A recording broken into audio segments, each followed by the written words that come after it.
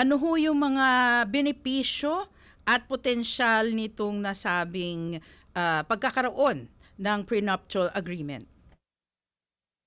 Well, ang unang-unang benepisyo diyan ay, maging malinaw 'no, sa kanilang dalawa at hindi na magkakagulo 'no, sa bandang huli.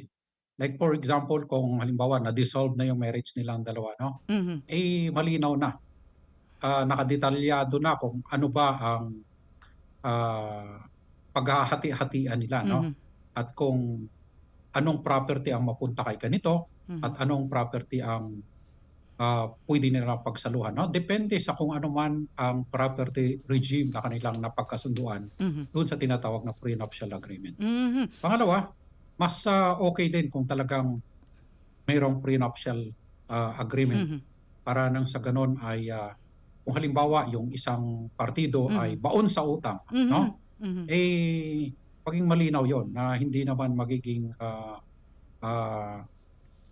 tawag nito, yung Yung papasanin mhm, ng isa yung kanyang naging utang bago pa man sila makasal 'no.